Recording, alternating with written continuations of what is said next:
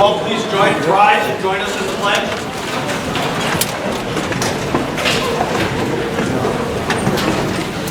Pledge allegiance to the flag of the United States of America and to the republic for which it stands, one nation, under God, indivisible, with liberty and justice for all.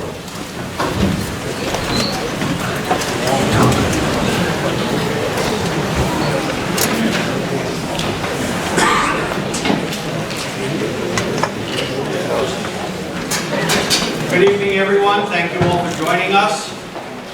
I hope everyone had a pleasant holiday season. Wish you all a Happy New Year.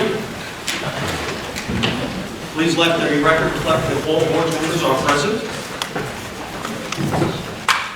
Okay, so just as an announcement, I'm guessing that many of you are here to talk about the Masera building, and that's great. As you probably know, we did have a session on it at our last meeting. There are more people here tonight, so that's wonderful. It's our intention to get as much information as we can to as many people as possible. There are two ways in which you can speak this evening. There are two distinct parts of the agenda called invitation to the public. The first one, which is going to be the next thing we do, are items that the public can speak on an agenda item. The Masera building is an agenda item, so you can certainly speak at this point. We do ask you to come to the front. There are yellow cards in the back. There are yellow cards and pink cards. The yellow cards are to speak on an agenda item at the beginning of the meeting. The pink cards are to speak to any item on the agenda or otherwise. These are the yellow cards. So please put in a card. We'll ask you, for your name and address and the subject that you wish to speak to. If you decide later on that you want to say something towards the end of the meeting, that's fine. You're welcome to speak then as well. Again, please do put in a card.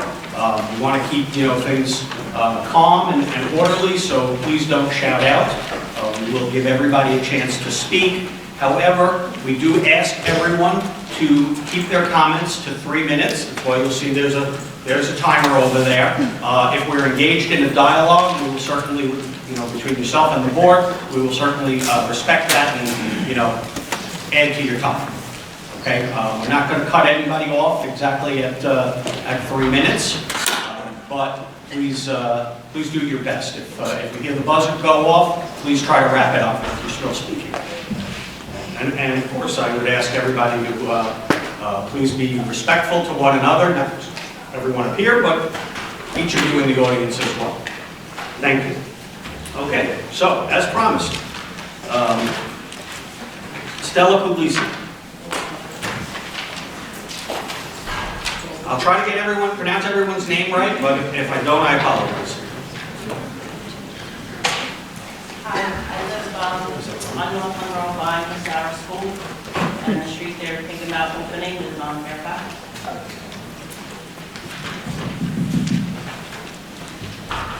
You're speaking about building 120 units, but yet I don't know, are we building apartments, condos, townhouses? So, we don't quite know the answer to that yet. This is an ongoing process. We do have 3 bidders remaining on the project. They all have different ideas in regard to rentals versus condos. We may wind up going in the direction of a mixed situation, some rentals, some condos. But that is not defined yet. So how would we know it's 120 units? Because that's based on the town maximum. So the town sets out how many units can be done per acre, and when we put out the solicitation through our broker, Mrs. Winkler, Mrs. Winkler made it very clear to all of the potential bidders that we were not going to accept any bids that requested waivers on any town requirements. So the maximum units per acre is a clearly defined town specification. Well, depending, if you're building double units, you're building single units? Everybody's proposed double units. They will not be higher than double units. That is another town code. And again, that we will not entertain anyone that's even requesting a variance on that. And the 10-year tax abatement, Okay. that does not stand if it's not 55 and older. So the 10-year tax abatement, the 10-year tax abatement is something that goes through the town, right? It's not something that we have the authority to grant or decline one way or the other. That actually depends on whether it's rentals or condos, and the way it works is that it basically gets phased in or phased out. So it goes over 10 years, and basically 10% per year. So in the first year, the district would get 10% of the property, what would be the property tax. The next year, 20%, and so on and so forth, until after 10 years, we're up to the full 100%. Correct, but I looked into it, and the 10-year tax abatement is on, what I was told, the senior apartments, 55 and older. If it's mixed use, I don't believe there'll be a 10-year tax abatement. You don't believe, I'm sorry, what? That there will be a 10-year tax abatement. What do you believe they will be? We're not doing mixed use, we're doing 55 and older. That's- It's mixed use in terms of rentals and condos, probably. Right, but I looked into it a little bit, and I was told only if it's apartments, strictly apartments, then it'll be a 10-year tax abatement, Right. not condos. Right. But as I said, whether the tax abatement, whether they're eligible for tax abatement or not, is dependent on whether it's rentals or condos. That's correct. Joanne Pace.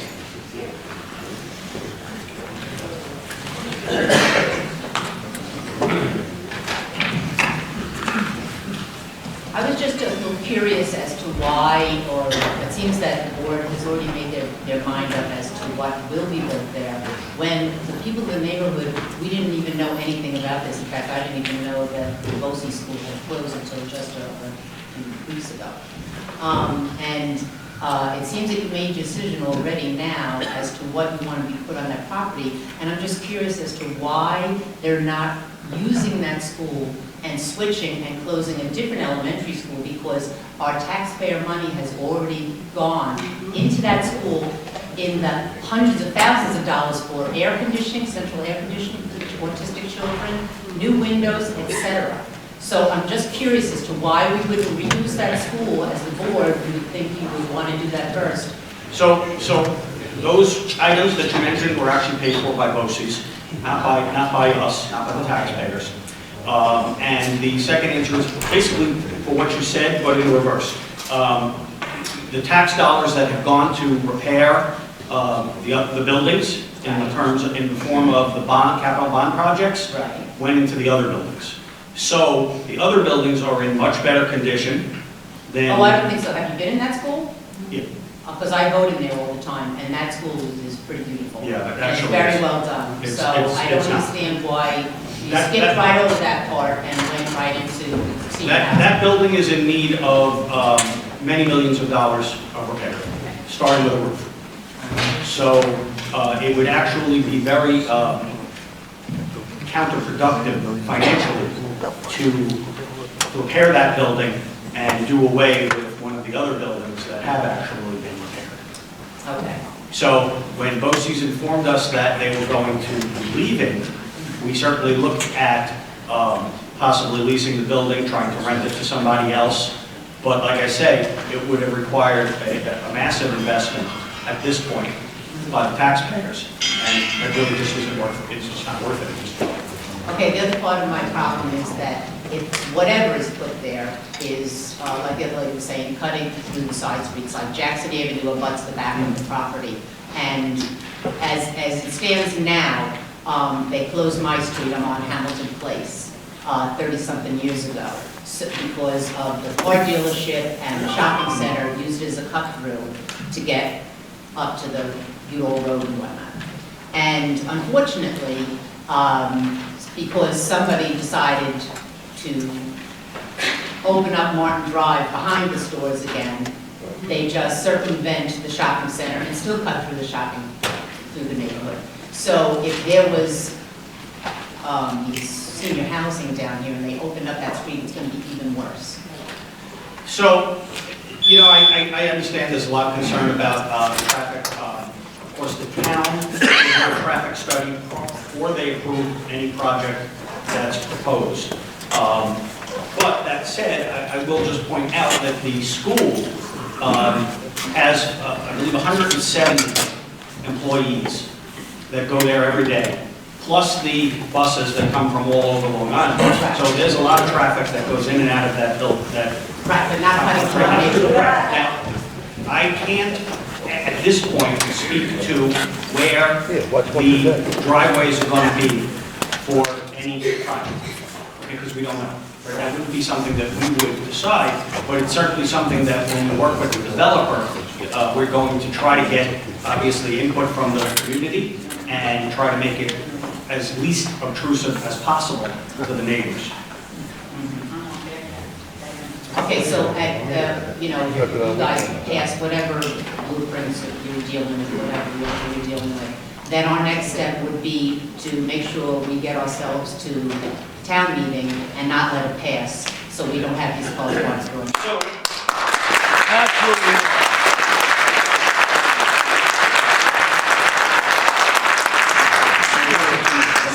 the way this works is we, as a board, okay, bring forth a proposal to the taxpayers, okay? And basically, it will be fully detailed, okay, what the amount of money is that the community, that the district is going to get from the developer, what the particulars are of the tax abatement will be, what they're going to build there, what percentage it might be condos, what percentage might be rentals, so on and so forth. Okay? The community gets to vote yes or no. Now, of course, as we did last month, as we've been doing at other sessions, okay, PTA meetings and the like, for some time now, we are going to continue to take community input and try to make sure that we're putting forth a proposal that the community wants. Right? There won't be any point to us putting forth a proposal that taxpayers don't want. But I'm just curious as to So hold on, so I'm going to get there. So now, the sale will be contingent on the town's approval, okay? On making all of the requirements that the town puts forth, right? How far the property is from the street, how many units there are, what the parking is, what that it doesn't negatively impact the neighborhood, all of those things. So now, once it goes to the town and the town is considering it, then like this is an open session, that will be an open session. So, of course, the community will have already voted at that point, but certainly everybody can go to the town and make their positions known there as well. Can I ask you a question? Yeah. As a neighbor of that property, and this is something that we talked about at the last meeting, what is it that you would think would go into that spot? It's not going to be a school. We don't have to use for it. Housing. Single-family home. Folks, please,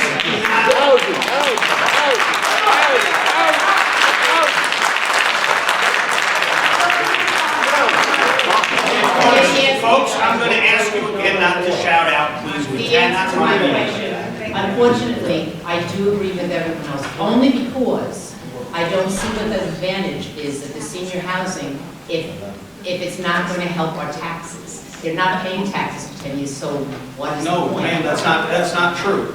As I said before, I know you said it's an incremental thing, but it's a phase-in over 10 years, but over those first 10 years, we also have the proceeds from the sale, right, which is multiple millions of dollars. So we have that money that will go towards the community and taxes. And when that money is done being spent, then the taxes will be fully phased in. and what about the price of the property itself? Like, you know, how do we know that we're getting a good price for the property? Would you care to address that?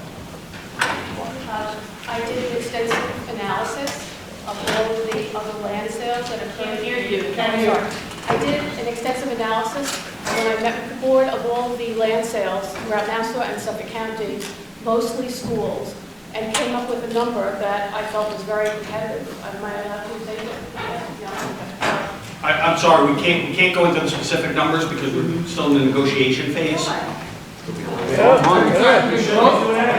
I'm sorry? Have you factored in growth? I've been in the community. Okay, if you've got a specific question, please wait.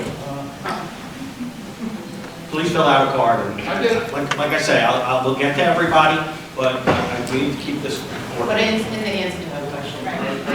So the short answer is Mrs. Winkler did a study of the comps of all of Long Island.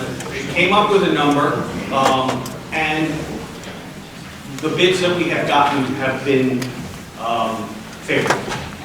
And I just want to follow that up, because you had mentioned, when do we decide this? It seems like it's already been decided. Right, because as neighbors, I honestly never heard anything I know, about and this. I just want to address that, and Sarah gave us notice about a year ago that they were leaving, and we immediately started discussing it. Single-family homes is something that was on the table for us. We looked at a multitude of things to go there, so it has been a process, and I realize that not everybody is tuned into what's going on in the school district. If you don't have children in the district, you're not getting after the text messages. Right. You're not going to the district website. But all of this information has been posted on the district website since we started the process. That being said, it's a good thing to come together and discuss it now and get everybody's input. But it's not as if single-family homes is not something that we asked about. It holds its own issues in the market and economy right now in terms of finding developers that want to do that kind of thing.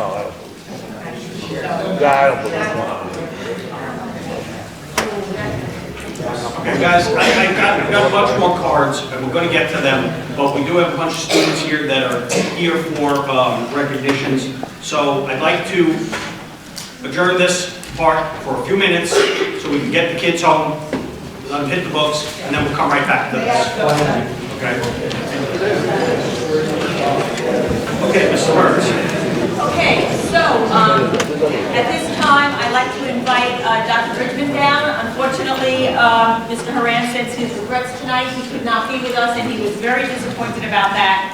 But we do have Dr. Bridgman with us, and so we are going to go in the front here. And you have a list, Dr. Bridgman? Great. Mr. Geller and I will step forward and then record your name. Come on down. We have some amazing achievers here. Good evening. The West Islip Fall Sports Team had another very successful season of competition and in the classroom. 11 of the 13 fall varsity teams were recognized as scholar athletes, with the girls volleyball team average being a 94.23. And the combined average of all 13 fall varsity teams was 91.34. At this time, on behalf of the Board of Education, I'd like to recognize the following fall student athletes for earning all county honors through the Coaches Association of their respective sport. Varsity gymnastics, all county, Emily McGray and Olivia Mark.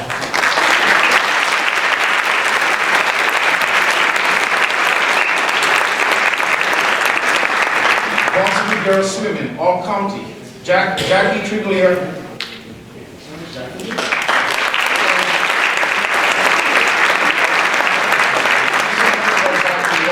For student athletes to receive honors above all county. Special recognition goes to Jackie for taking third place in the New York State in the 100-yard butterfly.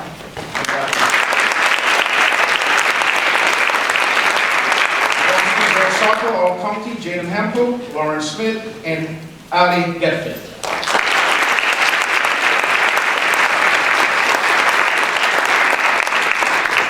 Varsity boys soccer, all county, Brad Battaglini and Sean David.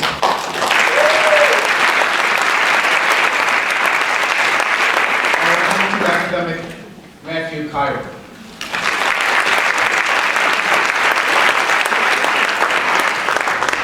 Varsity girls cross country, academic all county, Isabella Robley.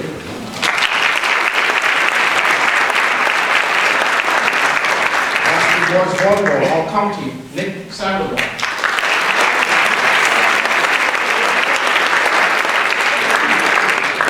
Varsity football, all county, Kyle Hyde, Dominic Sacinario.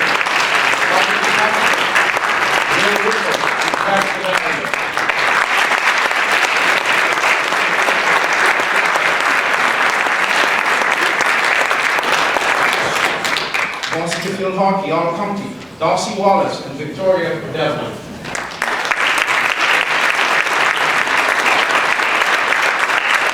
Congratulations to the 2019 West Islip Fall All County honors.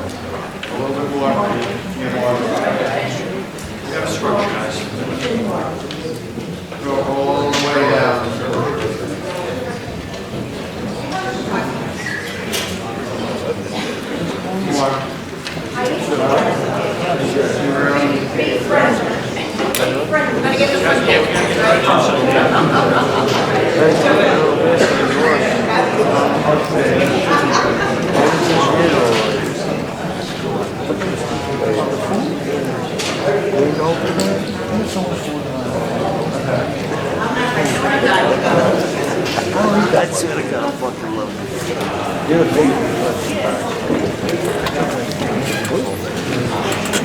Congratulations to all.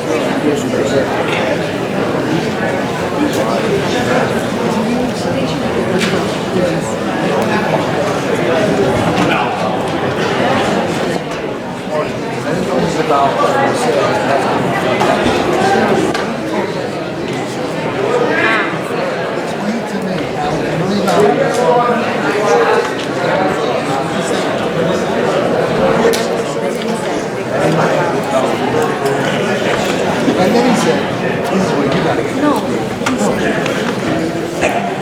said, you're selling for me. But minimum if it's the owner, you don't know. You gotta buy it. First of all,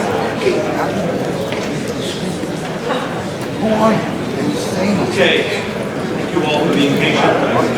We should have switched that.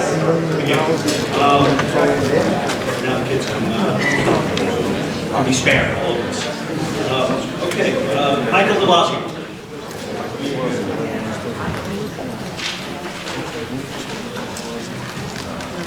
Good evening, ladies and gentlemen of the board. I'm Chief Officer Michael DeBlasio. When I'm not deployed with the U.S. Merchant Marine, I volunteer here with West Islip Fire Department. To be clear, I do not speak for the Board of Fire Commissioners or the Chief's Office of the West Islip Fire Department. I speak as a fellow resident. Last year in 2019, we answered 1,987 EMS alarms for someone called 911. I don't want to imagine what my community is going to look like when we add 55 plus community. We are on the road. The new members who joined the department that passed their EMT exam last year, we have one. We are running out of men, we are running out of women. The issue is not equipment.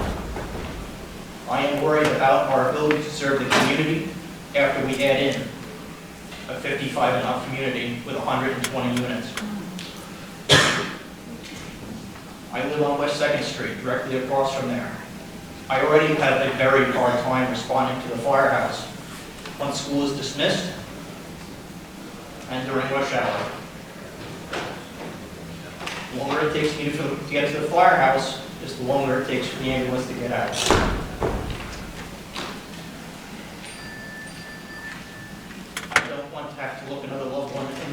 say that your family member died because we couldn't get here soon enough. My concern is congestion, the increased response, and overburdening the fire department.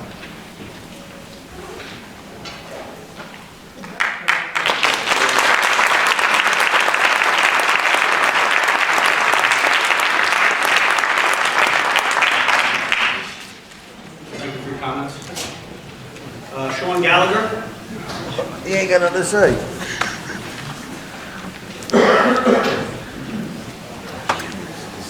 So from the reactions tonight, it seems like a lot of people that have showed up here are in the direct vicinity of the school, I being one of them. And I'd just like to get a show of hands from the 7 named members of the board here who live in West Islip. How many of you live north of Sunrise Highway? North of Sunrise.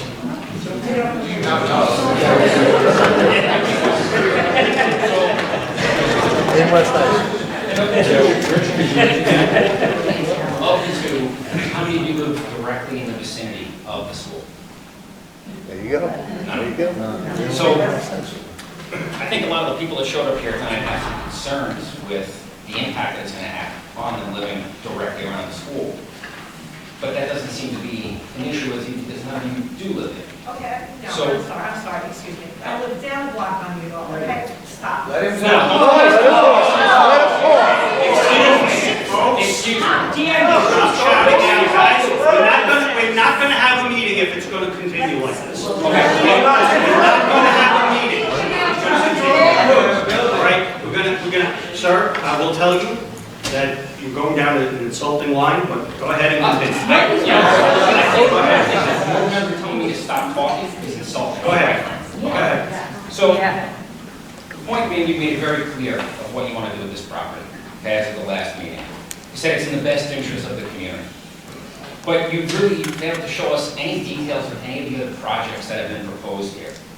And I'm curious, what, if any, direct outreach have you actually done to the community and to the people surrounding the school as far as asking them what they would like to see in this project? So I have been speaking at meetings on this for months now. We've discussed it at these meetings for months now. I'm sure we've all been talking to people for quite some time. Whether they are direct neighbors or not, I'm not really sure. I couldn't say. But I will answer to the other point, okay? And I will tell you that our responsibility is to the entire community. It has been for all of us as long as we've been on the board. Some of us, that's a long time. So although I am not a direct neighbor of the property, I don't live particularly far away. I go past there all the time. I will tell you that I do in fact consider the entire community in all my thoughts, and not just the block I live on, okay, or the school that my kids went to. And that's perfectly fine. Okay. But as far as outreach, I think a lot of people that showed up here tonight had no idea this was going on. Well, as Mrs. Yes, that was the best thing. As Mrs. Barosa said before, we did announce it on the website. We did send out emails. We did send out texts. That is somewhat. Okay, folks, I'm really getting tired of asking not to stop screaming. Please, let's have a cordial meeting, okay? I will ask the board not to interrupt, but I'm going to ask all of you not to as well, all right? We want to hear from all of you, but not all at the same time. As I was saying, our method of communication is somewhat limited. Certainly, everyone can access the website, and everyone can sign up for the text alerts, but clearly the majority of people that do have students in the school district. So there's no question about it. Our outreach can be limited in that regard. We did, however, announce it for months. We asked people to pass along the information. Again, I agree, it is somewhat limited. Okay, fair enough. You said last time in the meeting that there's a need for a 55 and older community in West Islip. And the only rationale you showed for it was that we're the only hamlet that doesn't have one. So my question is, by simply not having something, does that mean that there's a need or want for it in this community? I don't think that's actually all we said on the subject. I didn't really see or hear anything. Were you present? I was present, I saw your Okay. presentation as well. So, I mean, I also spoke to the many seniors that live here now, many of whom I have actually spoken to about it at various functions. So yes, I do believe that there is a need for it. In terms of, you're asking me, can we quantify it? Yes. I don't really know how that would be done particularly. I was just asking if you had any data or any No. hard evidence to back that up. Other than the fact that we are the only hamlet that does not have, and we do obviously have a large senior population. Okay. Now, last time you said the school district is the community and the community is the school district. Yeah. It's a great statement. Which of the following two groups of people would you rather attract to this town to help grow that school district over time? Over 55 or younger families bringing children in? I think they're one and the same. I'm glad you all enjoyed that. and You're a Democrat, right? I'll explain it now.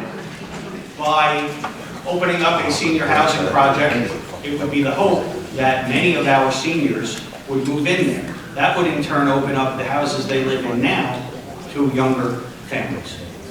I think that's a big assumption. That would happen. Absolutely, of course. But if you're specifically, But since you asked the question before, I will tell you, and you know what?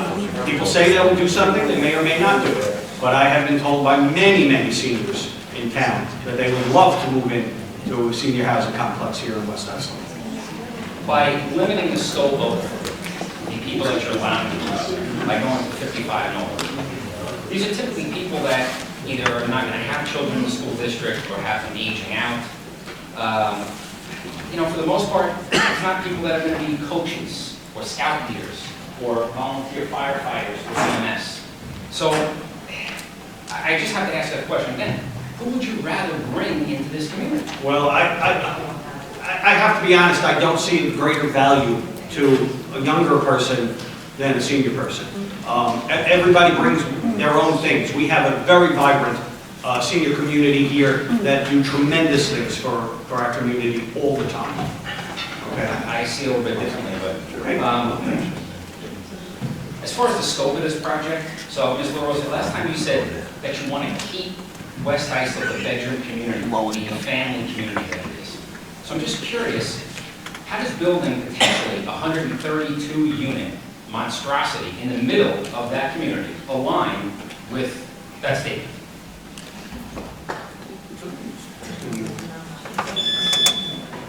Not going to answer that question. Because I can tell you that it's roughly 3 times the density of the neighborhood in the surrounding area. And to think that you want to keep this a bedroom community and then approve a project like this, it just doesn't seem to add up to me. So that's the answer I was actually assuming you would have. So I know that this gentleman right here talked about... Mr. Gallagher, can you wrap up, please? Sure, just a couple. You're well over time at this point. So I know that the town is going to do some studies if this gets to that point on the traffic flows, the congestion it's going to cause here, any of the stresses on the power grid, the sewer system, the ability for the fire department or the EMS to handle this. Have you looked into any of this yet? Because this is a pretty big project. Again. So, and if I said that we had, would you believe it, the results we presented? No, it has to be done by an independent party, and that's the town. So again, in terms of the parking, I can tell you, as I did before, anecdotally, we had 170 employees at that building every day. We also had a lot of kids playing ball in there most days. We had kids being bussed in and out all the time.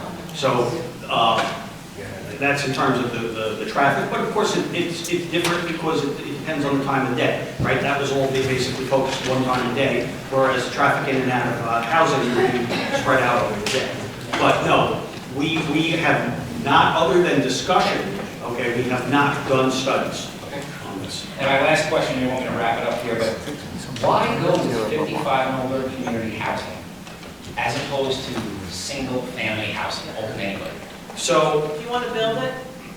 We could. I would love to build it. Okay. I would love to build it. You gotta build it right here. It seems like build it.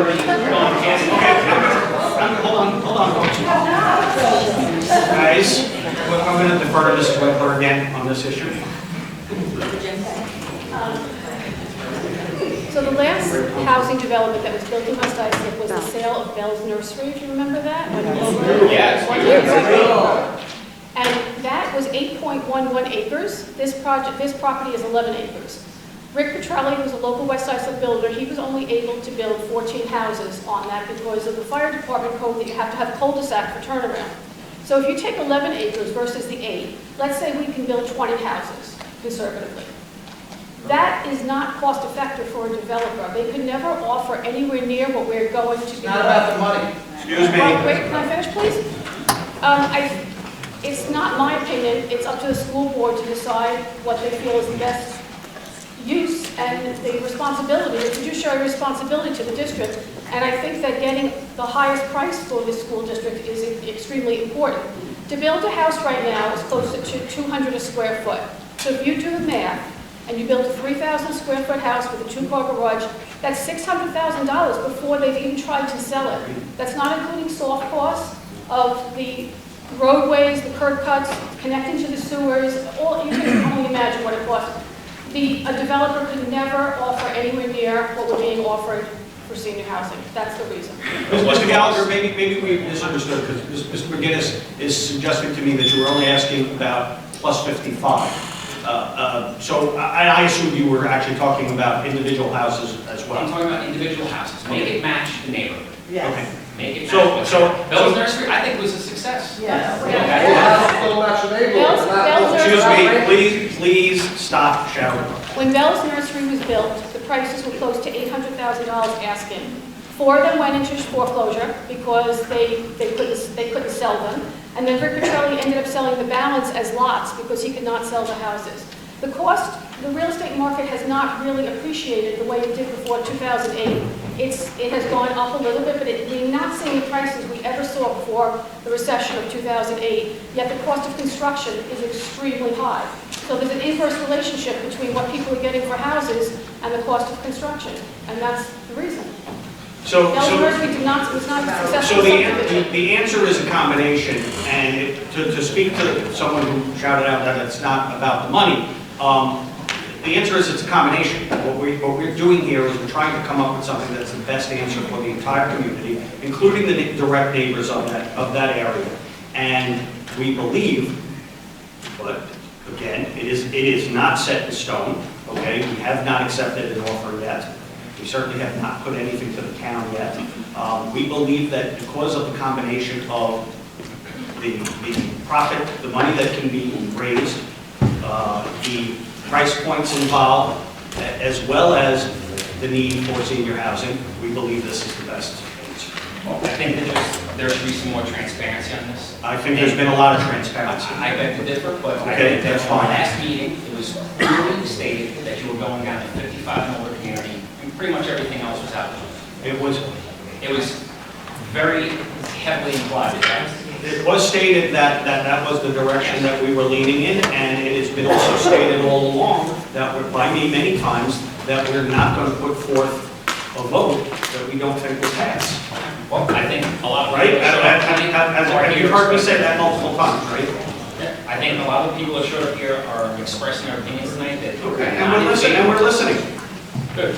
Well, I think you should continue to listen, pump the brakes a little bit on this 55 and older community and see what everybody else has to say. Yes.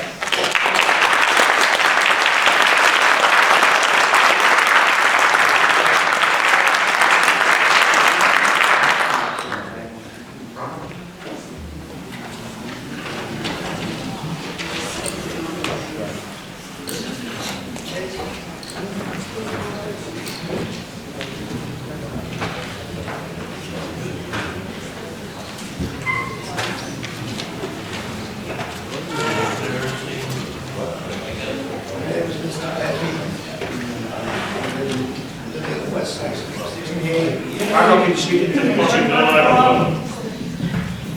My name is Mr. Pepe. I've been living in West Islip 65 years. I'll be 90 next month. Wow.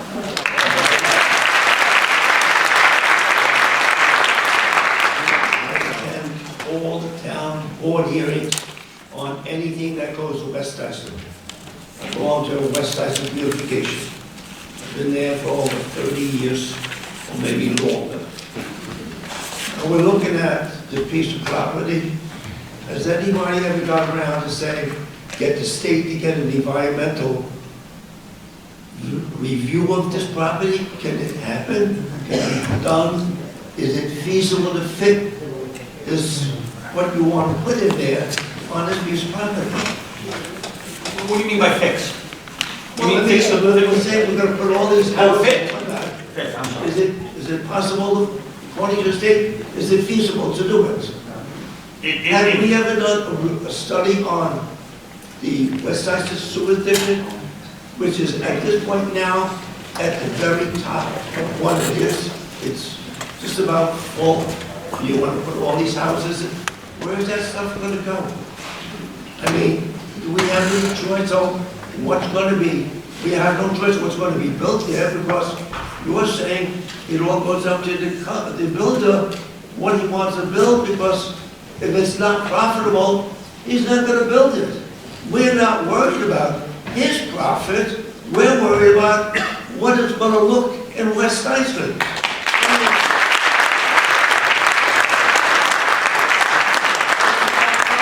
We're not worried about about the builder, but we need to have a builder, right? So that means we have to work with somebody who's willing to develop a project.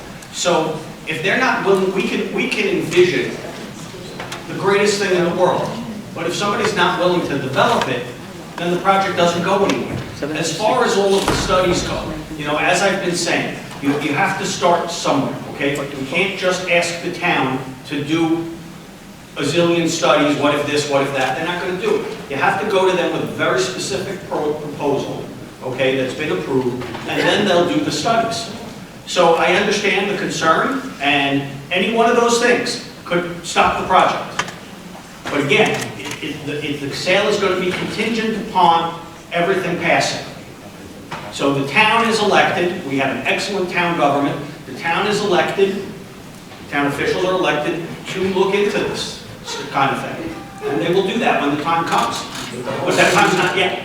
The whole thing you said now is, there's going to be a vote in May. That's the So then outline. we go ahead and say, well, we're going to have a vote in May, and we'll say, okay, we're going to pass it. Then we'll say, well, the contract couldn't get it done this way, but he'll do it if we sort of give him a little leeway.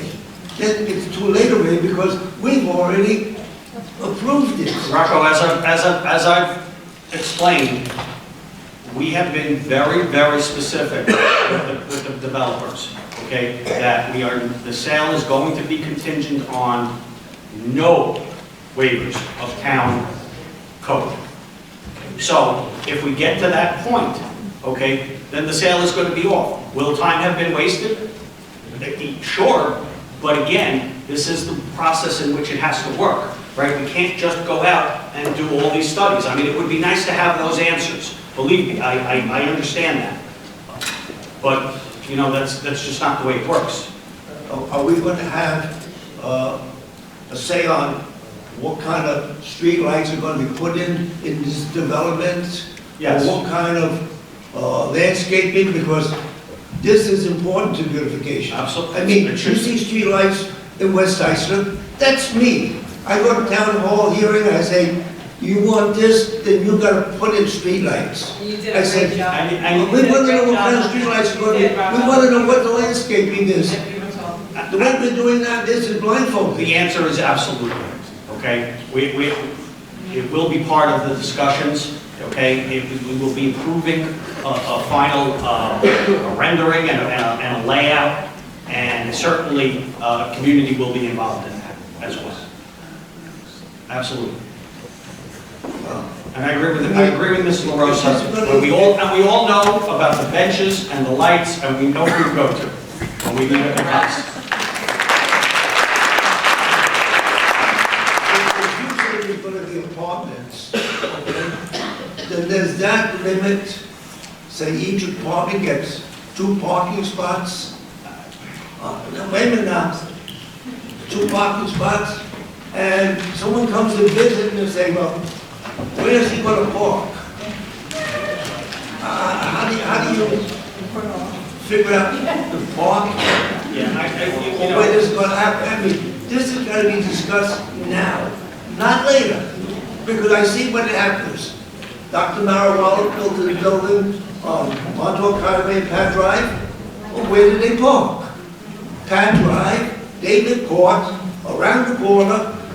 I see it happening all the time. So This has got to be done now, not later. So there seems to be this conception in the room that this deal is already done and we have all the specifics worked out already, and it's not the case. Okay, we're still in the preliminary stages. So I understand what you're saying about the details have to be worked out before, obviously, we make a proposal, and they will be.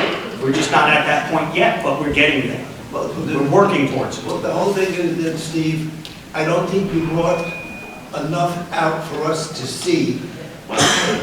So You got to show us a little bit more. okay, of what's Rocco, happening. so we have this conundrum here, right? Okay, we have half the people that are saying, why didn't you tell us about it sooner? And then we have people saying, why don't you have all the details yet? So that's what we're doing. We're talking about it, we're getting everyone's opinion, and if we get some sort of a feel that this is in fact the way to go, that the community agrees with us, okay? Then we go forward and we have more meetings where we get more into all those details. It's a process. All right. I'm going to see. Right? I mean, you hear there are people saying we didn't tell them soon enough. So I get it. It's, You know, Steve, I'm going to be here all the time.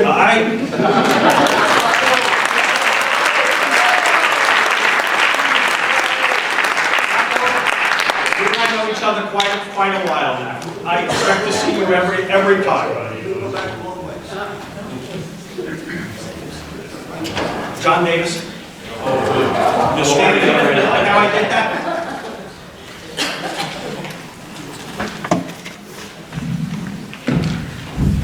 John Davis, resident of West Islip, 65 years, president of Willows Point Civic Association, and we're affiliated with the West Islip Association as well. Since the last meeting in December, Willows Point Association as well as West Islip Association have both had meetings. I'll speak for the Willows Point Association where we did discuss it. It was just last night, as a matter of fact. And one of the consensuses that we have, even though we don't live close by, we are in the southern portion of West Islip, but we get involved, as Rocco does, in almost every major project that comes before the town of Islip. We've been doing that for many, many years. One of the concerns that our group has is about rentals. Regardless of what the final proposal is, we really feel strongly that these properties should be owned. Yes, single-family houses sound good, but if it goes down the route of condominiums or senior citizen housing, we want the parcels to be owned by the residents. I think that's a big factor to it. Also, I've mentioned several times this evening that the town will be making the final decision, and that the board would not like to see the town make any waivers or special decisions, special exceptions on the zoning of this property. But we're still very cautious on that because we've seen not only town of Islip, but other towns around here moving continuously towards this idea that density is the best thing. Increasing density is the best thing for the community because it increases revenues, increases governments, whatever else. But that concept can happen, and we saw it happen in Bay Shore on the Toro College property where it's 10 acres, where the town has now approved 495 apartments. And they did not make any special exceptions on the zoning to do that. They simply created a different zoning, because the town has to approve the final zoning change, whether it's for single-family houses, senior citizen condos or apartments, or anything else. So the town simply created a zone that accommodated that. And we're not suspicious of the board in front of us here, but we're very concerned that you won't be able to control the town's decision when it comes to such things as changing the zoning and encouraging this type of development. The town may work with the developer you choose and say, you know what, we want you to do what was done over there at the Toro Law School. And something like that would be a total disaster for everybody. Curious, the change of zone over at Toro, was there community discussion on that in Bayshore? Were there meetings on that? Well, of course, it wasn't a public school, so they didn't have to go through the process you're going through. But yes, of course, they have had all of the town board meetings, planning department, And public it's hearings. I think Mrs. Winkler has some, Bayshore has a dedicated downtown development district, it's called the DDD district, to promote development along Main Street. So Toro did not have to get a special zone, it already existed. That's number one. Number two, the contract of sale that will be fully signed with the developer before the meeting, subject to the community vote, will specifically state that they are not allowed to make an application for excess density. So the contract will supersede anything the town says. They cannot make the application. It'll then make the contract null and void. So we don't have to worry about that happening. So we'd like to know that the board would stay active in that process, because the town can easily do this. So- The town did create a zoning change on the Toro property in order to accommodate those 485 apartments. And we would need, your strength in this continuing on through, and hopefully you would be able to be present at town hearings, et cetera, and make them know that these stipulations are real. we understand your concern, and agree, by the way. As Mrs. Winkler says, it will be part of the contract that if there are waivers, then the deal is off. Now, of course, once the deal is done, then we don't have direct control anymore, okay? So if something was done afterwards, it would have to be public, okay? I do give you my word that I personally would go and stand shoulder to shoulder with you and fight against that. Thank you. Thank you. Phil, I hope it's Catalani? Wasn't sure if it was an N or an R.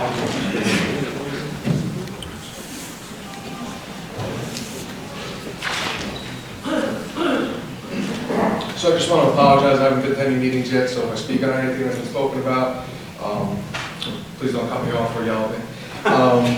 So I moved here 3 years ago with my then girlfriend. We bought a house in West Islip. We've since got married. And we moved here for the sense of community, to build a family. The kids here today will pay for that. Exceedingly great athletics, even better people. A couple of problems I do have with everything is, one, the first one is the finances behind it. Is the bid process still open, or was there an approved bidder? There is now approved bidder, but so to go through it, we started out, we did a solicitation to many firms. I think we had gotten 8 bids. We did a down select to 5. We've done another down select to 3 at this point. So we have 3 bidders that And have through to the make a process, decision. were they able to revise their bids as other bidders spell out? I'm sorry, did they? Were the 3 bidders that still exist, were they able to revise? They have revised their bids. So since other bidders have fallen out, they've technically become less competitive, is that correct? No. So they made their bids and... I'm not going to get into the specifics, Well, but that's the they have problem. not become less You competitive. said one So time... at the time that this is all done, Yep. it will all become public information. And at that point, it'll be too late. And the problem I think people have No, here tonight... it won't be too Can I late. finish? I let you finish. No, you've cut me off. It won't be too late. Folks, please, if you ask me a direct question, it's usual conversation to answer it, okay? If you want to go ahead, because I don't want this, people accusing me regardless of what actually. No one wants it to spiral out of control. I think we want answers, and I think we're here to get those. But you did mention that people are upset because you guys don't have all the information, that things haven't been done yet. That's not what we're angry about. It's that there's information that we're not being allowed to look at. And because of that, I believe the sale you were talking about, how long ago did that take place? The Nels, was it Nels?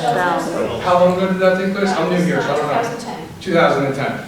So a decade ago. Yes. Everybody was losing money in 2010. You're not taking into account the growth that real estate has taken in this town alone, not just on West Islip, but in this town.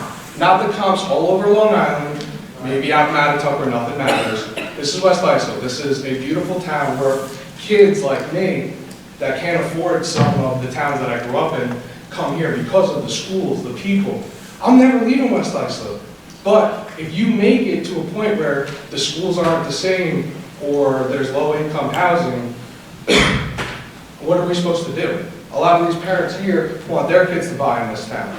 If what you do is you sell at a price now, not factoring in the rise in real estate costs, then you're devaluing not just the school itself or the property, but all of our homes.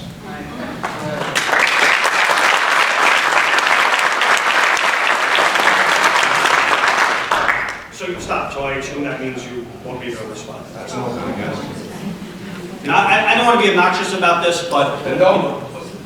then don't interrupt me, okay? So I was responding to your question, you interrupted me, so let's try to keep this cordial, all right? Okay, so you said a lot. I will start by telling you, and I don't want to put a number to it, but Mrs. Winkler has been a recognized expert in this field for quite a few years. She has represented this district amazingly well in the past in the other buildings, okay? And we look to her for her expertise. We trust her expertise, and a lot of those opinions do come from her. So when you say that we have not factored that in, that is not the case. As far as Bells goes, yes, it's 10 years ago. Certainly the economy was different, but as Mrs. Winkler explained, and she has spoken to the developers about this in terms of their price points and what it costs, the cost of construction is, okay, she can tell what their selling point, their price point would be, okay, and she knows from her years of experience that it would not be easily supported, and you actually alluded to it when you said that you can't afford certain communities, but you can afford here.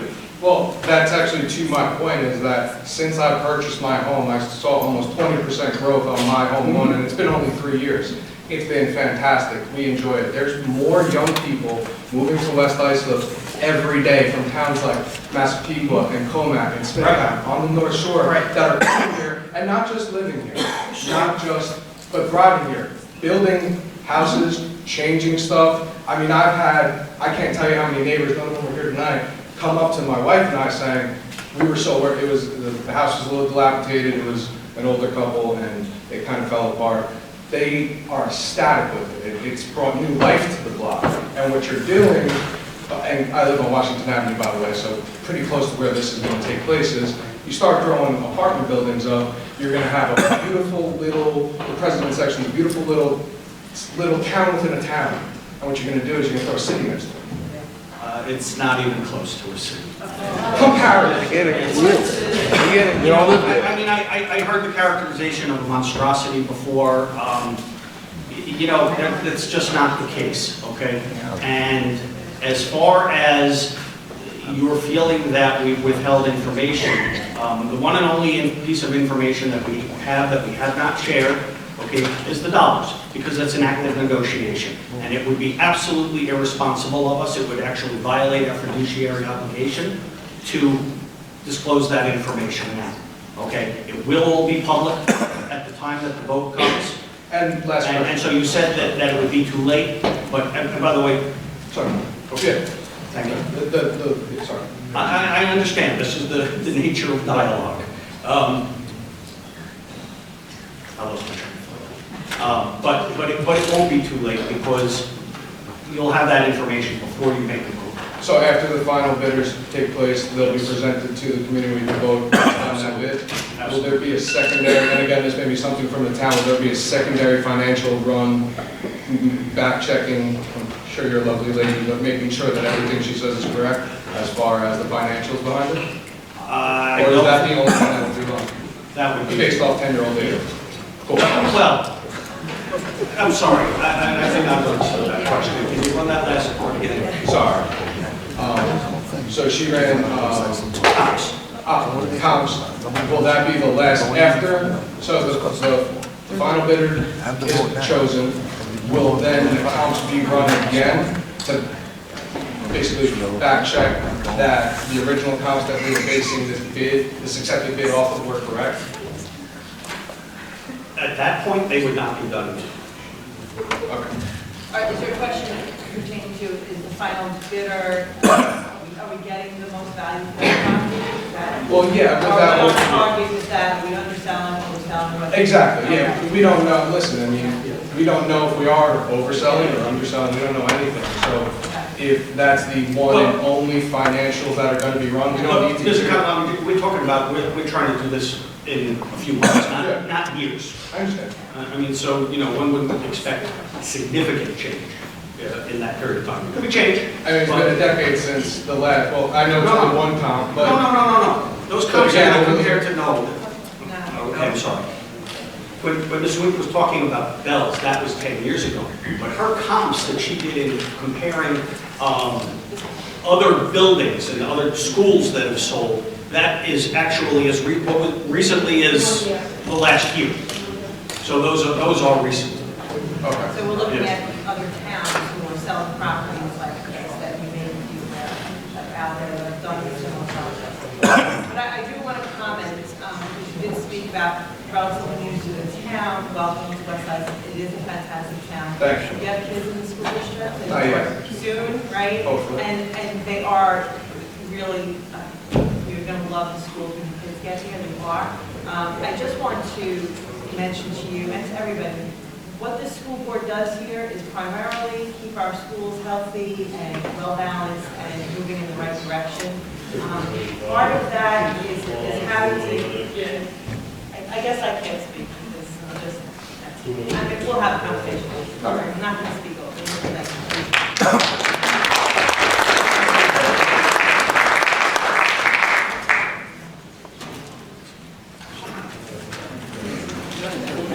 John Delaney? I couldn't tell if you, it's not the C in there at the end. Hi, folks. My name is John Delaney. I'm a long-term resident of West Islip. I'm 75 years old. I'm not a public speaker at all. I just want to give my opinion of what I think is going on. Evidently, I'm in a hostile environment tonight because being 75 years old and being a 50-year resident of West Islip, I've raised 3 boys in this community with 12 grandchildren, all going to West Islip Public Schools. My youngest hasn't been in school for 30 years.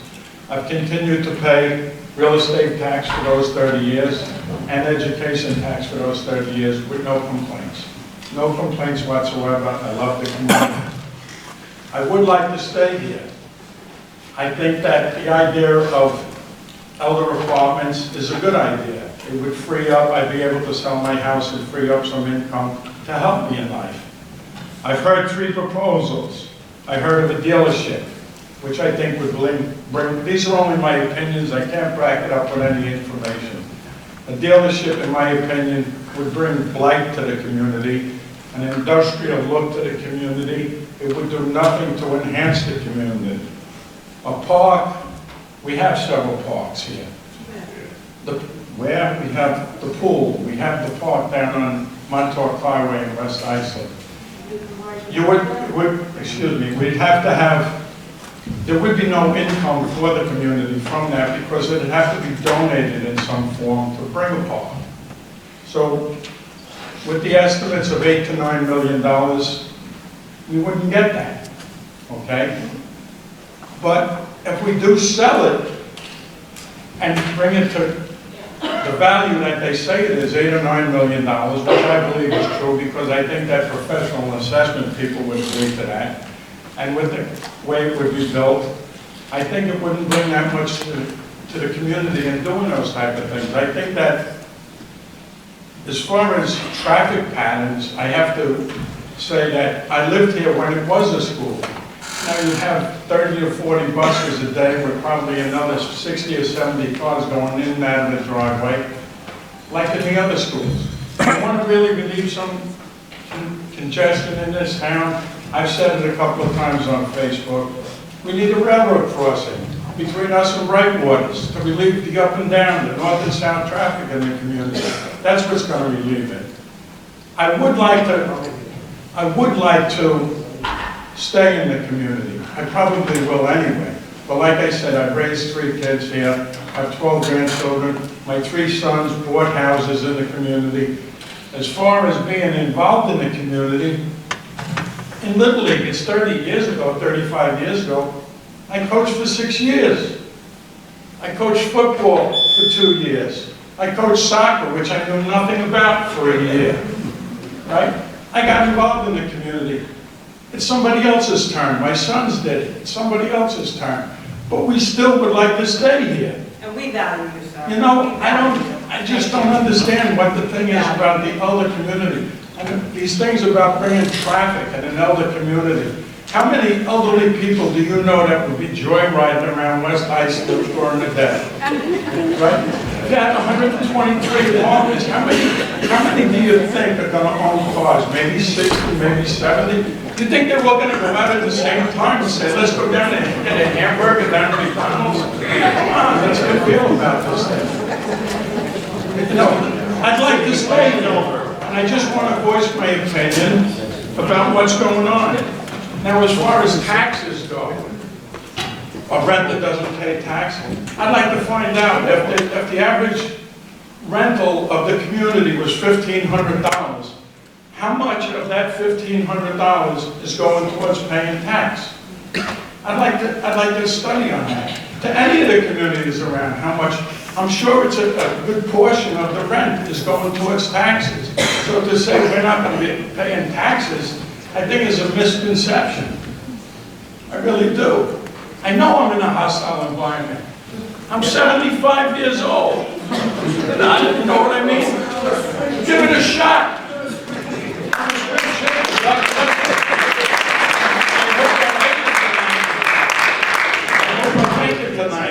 Mr. Delaney, first of all, thank you for your comments. You're a much better public speaker than you let on.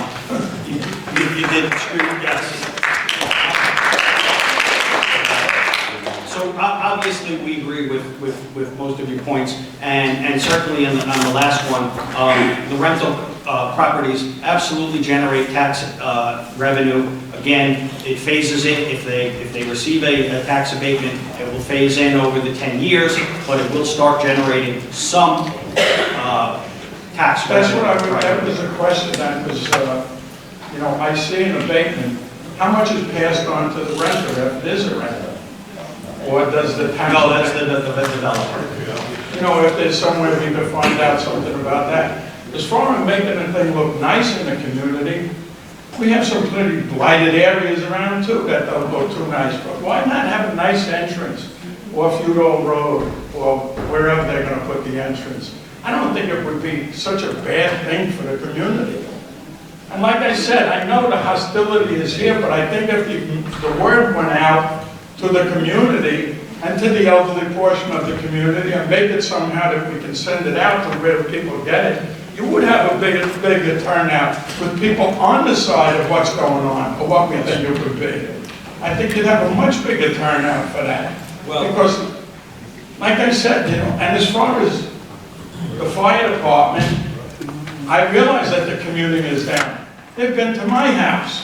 I had a quadruple bypass 4 years ago. They took me there. I appreciate it. I know many guys that are on the fire department. I'm a professional firefighter for 22 years in New York City. I know what it's all about, but we'll grin and bear it. That's all I have to say.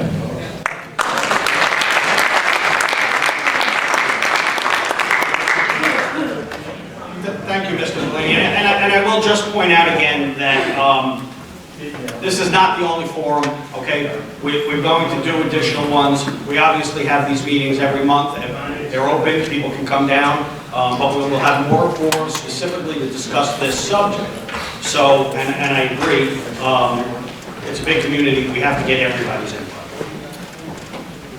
any information about those other meetings we found. I found out about the meeting 95 minutes before arriving. I have 3 kids in the school district, heard nothing. Well, I don't, so there was no this meeting is a regular meeting. It's not specifically about Massera. We held a meeting in December that was specifically about Massera, or part of that meeting was specifically designated to be about Massera. All of the, it was on the district website. It was texted to everybody who signed up for the text, the December, and it was emailed, excuse me, and it was emailed to everybody as well. As I said, Letter is sent out to every resident. Yeah, letter. People get it. Never, no. There's no paper. yeah, we'll, so as I said before, we are somewhat limited in our outreach, but perhaps for the next, it's a good suggestion, for the next meeting, that's specifically about Massera, we will get everybody.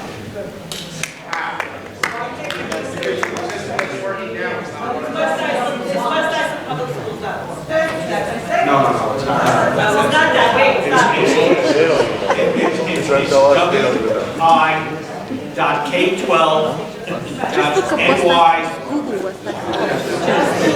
wi.ny.us.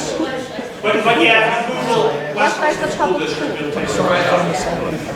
However, I take the suggestion as a good one.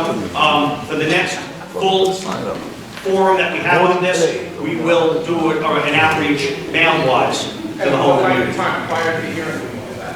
I'm sorry? And how far prior to the hearing? Oh. 1 week, a month, 2 days? That'll be a week, 2 weeks. No, there are, it's 30,000 residents. Do you know when It's now? about 9,000 households. Do you know when the next one's coming up? Hold on, guys, I don't know. We will make date, it will not be sent to you a day or two before, okay? It will be at least a couple of weeks or more. Yeah, so hold on, guys, let's, hold on, guys, please, can we please get back to some order here? I welcome all of you to speak, but I will do it one at a time in an orderly fashion. Okay? So, like I said, there are cards in the back. Please grab one. Denise Clark.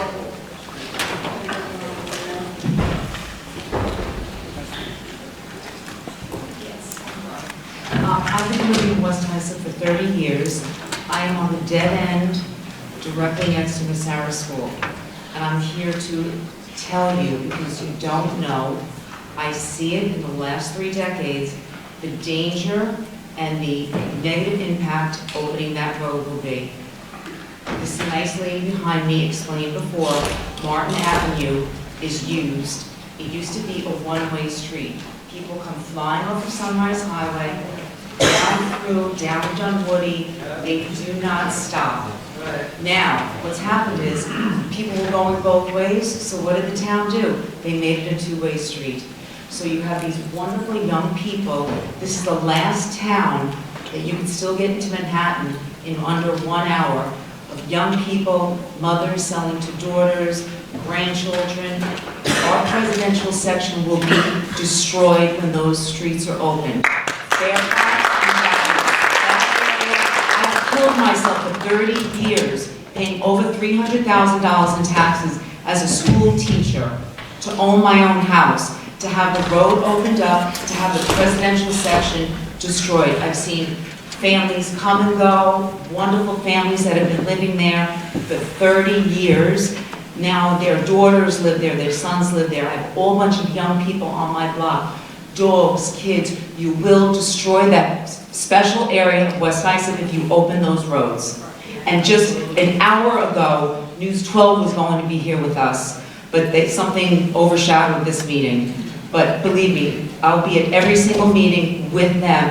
Vote no. Don't destroy that nice area of West Hyacinth.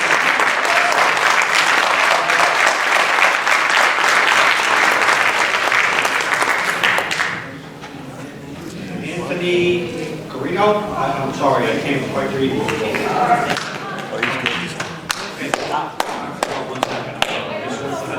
So many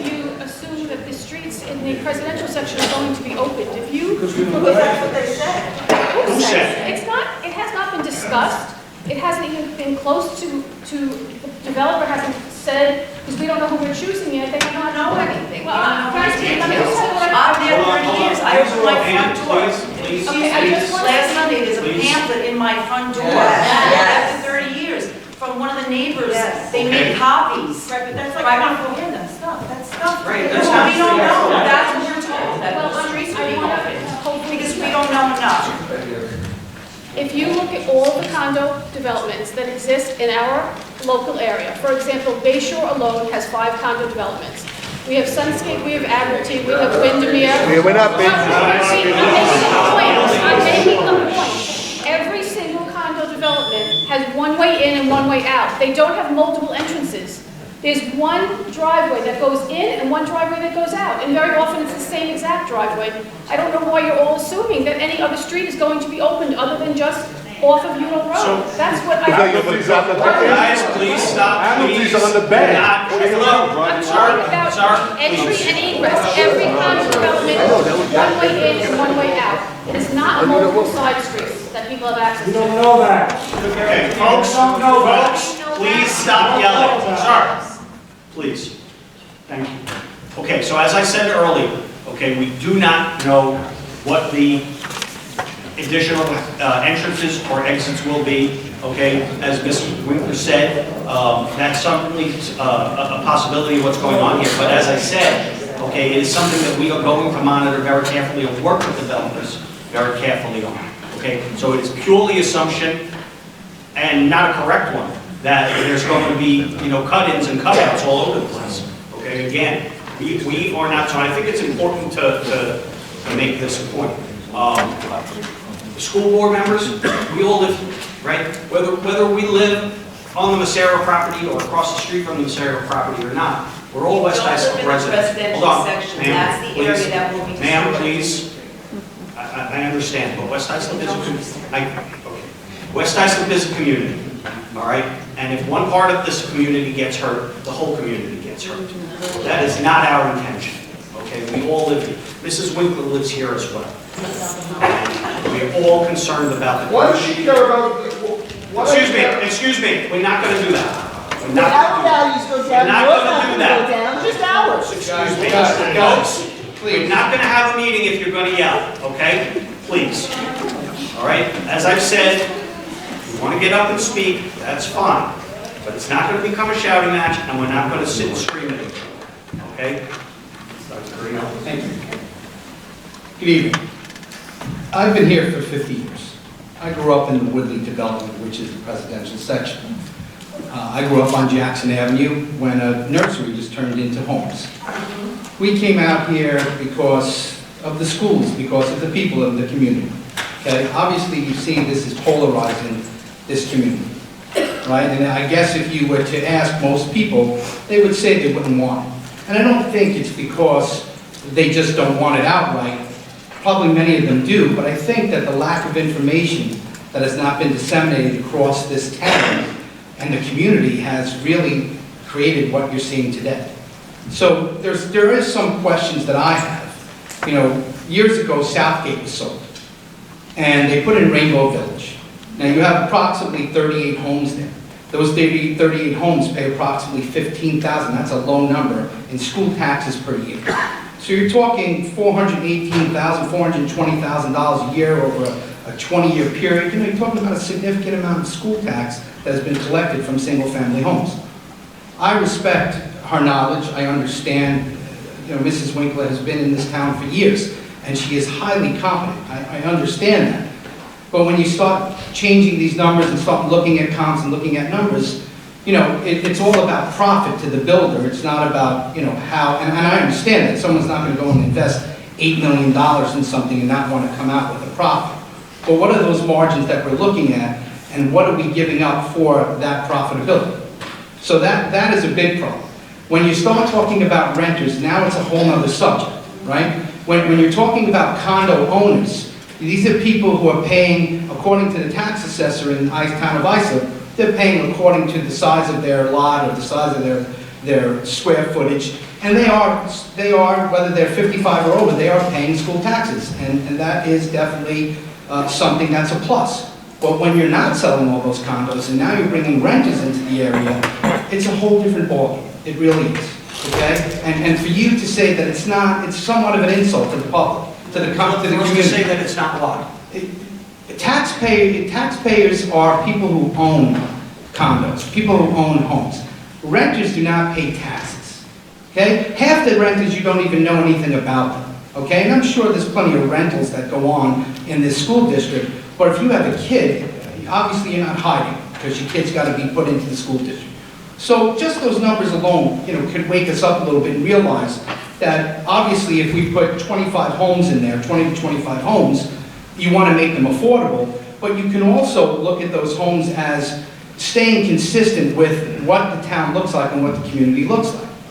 Opening up the back of Jackson Avenue and creating a runway through that residential area definitely will devalue those homes and will definitely create a tremendous amount of traffic flow through that area, because I know that area extremely well. And when they shut down Martin, it made a big difference to those people, because that area was a thoroughfare, okay?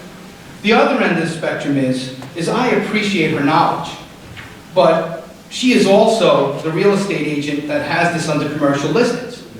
And so we are getting information, and no disrespect ma'am, at all. We are getting information there's a conflict of interest here, and there is definitely a bias in this information. Although she is highly competent, she tends to make a significant amount of money through the purchase of this property. And to use her as the expert does not coincide with consistency of what a board is supposed to do. A board is supposed to do.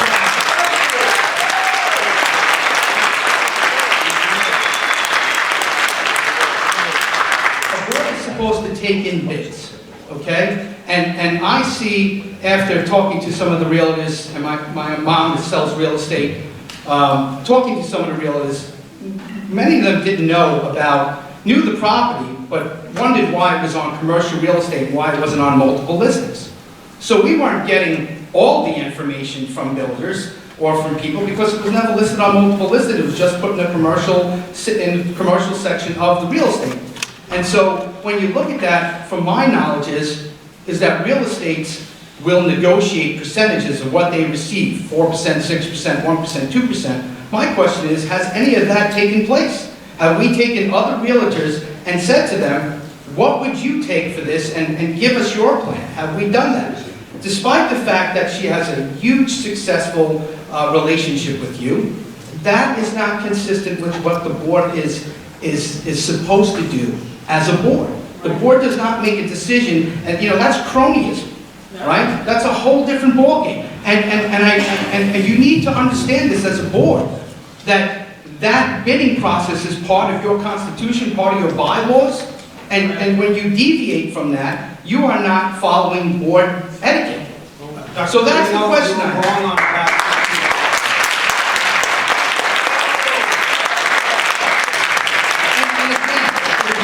Disrespectful to anyone, and I'm not accusing disrespectful. Well, it's not. And on top of which, I will tell you that it is not the board's, it is not a requirement to get an RFP on professional services.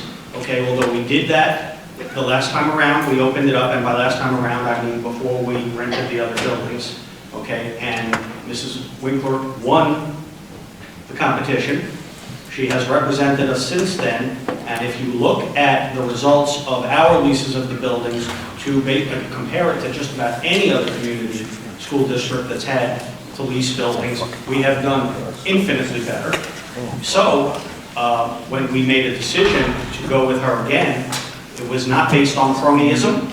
It was based on experience. It was based on results. And it was based on exactly our fiduciary obligation to do what we believed was the best thing for the What other realtors had an opportunity? I already answered the question. You didn't answer the question. No, you didn't. You did not answer my question. What other realtors had the opportunity? As I said, in this particular bid, okay, Mrs. Winkler was awarded the bid. Based on our experience with her, based on our past results. It's not how do you have bylaws that we have access to? And we have state law that says that we are not required to get an RFP on professional services. And if that is what you're saying, then I understand. You're more than welcome to resign. Oh, I will. Oh, please do. But, you know, I gotta be honest with you, the attitude, it doesn't work, okay? Because this is a dialogue here. I'm not... Yeah, no, it's not a dialogue. Yes, it is a dialogue. You are preaching to us, you're telling us that we're not doing our job. And you're not. Excuse me. Excuse yourself. Excuse me. You moved it off. Okay, we're gonna call a halt to this if it continues. You know, listen, No, listen. this is not intended to be disrespectful. I sit on 4 boards across this country, okay?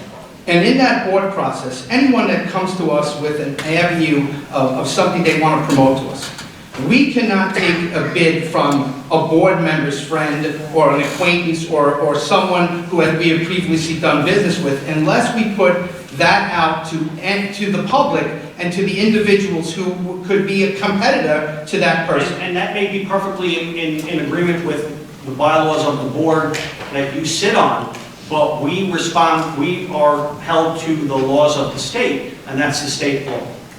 Okay? All right, thank you very much for your time, appreciate it.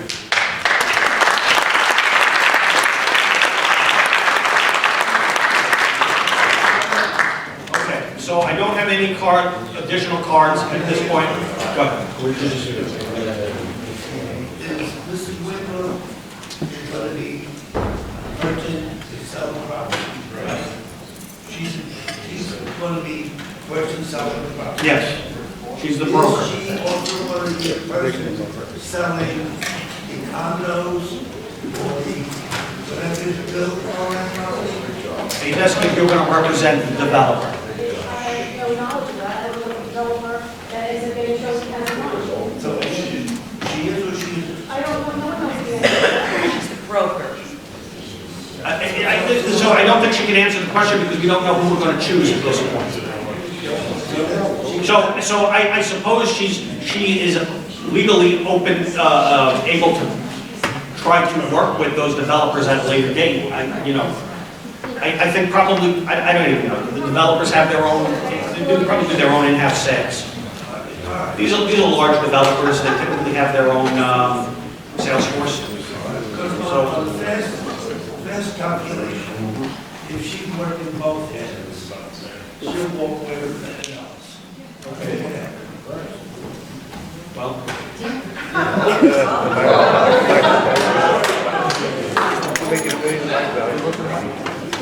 Folks, what do you, I see that upsets you. What would you like me to say about that? I mean, it's a fact, but it's also a fact that I just said that the brokers typically, the developers typically have their own in-house brokers. I certainly don't anticipate Mrs. Winkler being the broker on both ends of this team. Okay? So, all right, go ahead. Ma'am, would you put in a card, please, and come to the microphone? It's just a quick question. What happens with the money when you sell the property? If you sell it for $8 million is the number I hear here. What happens with that money, and how does the people of West Islip benefit from that sale? Do we get cheaper taxes, or the school is closed? What happens with that money?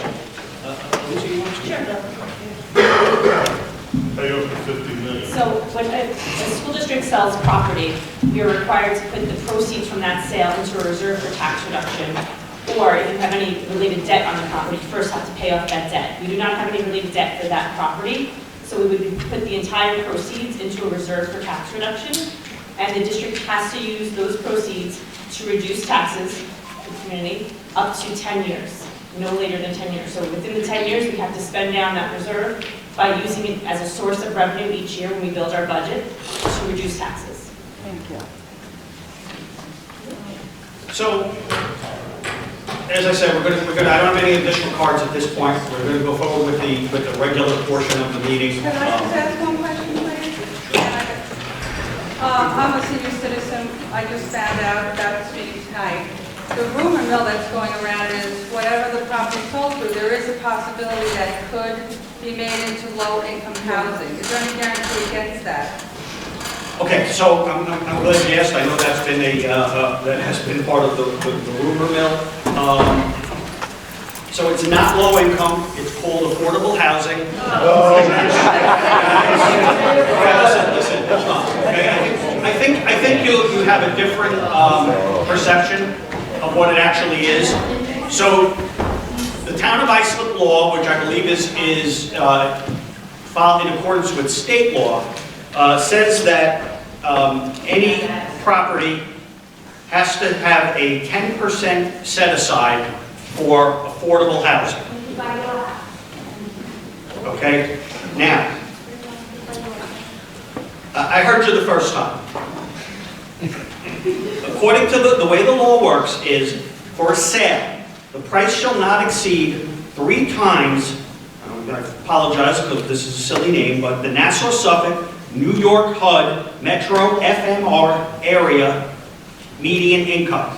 So for 2019, that's listed as $124,000, which means that a sale of a condo could not be less than 3 times that amount, or $372,000. For a rental, the rent plus utilities shall not exceed 30% of 80%, but of a number that comes out to $2,480 a month. Now, we may have different views on what low income is, but I don't think that anyone that's going to afford those numbers qualifies as low income or impoverished. Well, the second question is, if they become rental units, and there could be a lot of children moving in.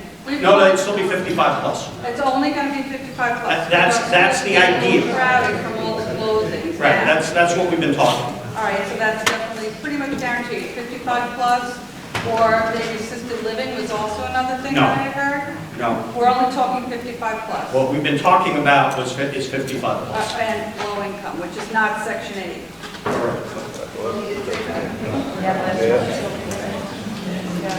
I have a question. Since they're having this 10-year gradual step for the tax abatement, what is the upside for the residents here living in the presidential section?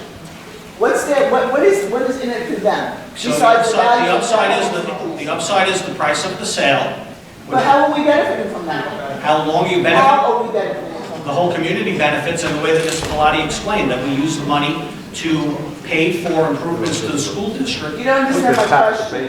The tax abatement.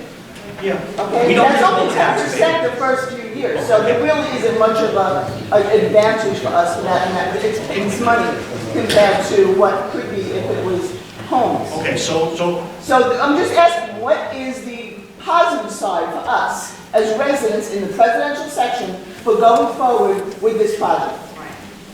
I don't see any. Okay. All I see is negative impact on the community. Okay. I think I've explained what we see as the positive impact to the entire community. But it doesn't affect negatively on the rest of the community, just us. If there is negative, it's just us. It's not the rest of the community. It's just the presidential section. So I'm going to ask everybody that wants to talk to fill out a card, please. Okay? So I apologize, I didn't stick to my rule, but let's move back to that, please. So that's your view of it, and you're certainly entitled to it. I understand that, but the reality is that's where the building is. Okay? As far as the income, it benefits everybody. It benefits all the taxpayers of the district. That's the answer. Okay, again, I have no more cards. There's no more cards.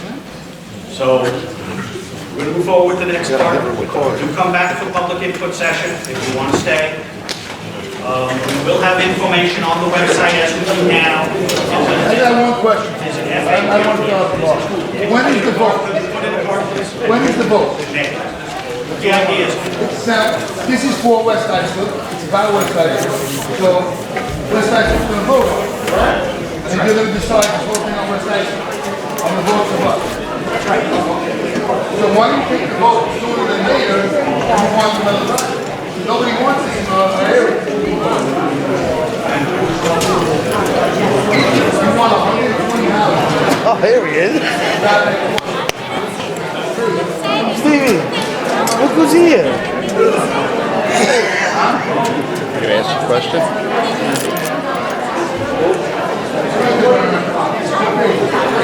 But have the vote. Have the vote. definitely still concerned about people shooting down. Folks, we would like to continue our meeting, so understand everybody It's about 8. has one to say in terms of the subject, but if you Behind me, kiddo, where are you? continue outside, we'll wait till the end. Into that. They're gonna do it. Sure. Coming off for sunrise. Yeah. It's not bad now because people don't really there. I mean, Be careful of the camera. oh, sorry. If you combine that with that corner, the shops that are closed there.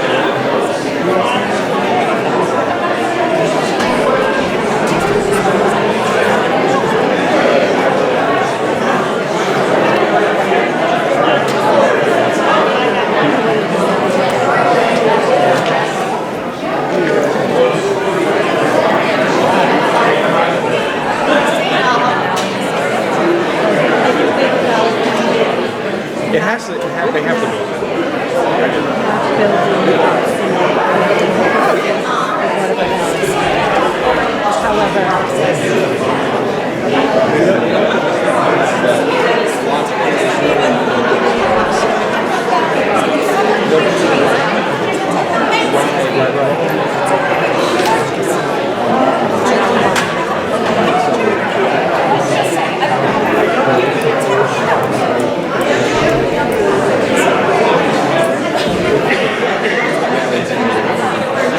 Okay, can I have a motion for the approval of minutes of December 12th, 2019? Discussion? All in favor? Opposed? Motion carries. Personnel.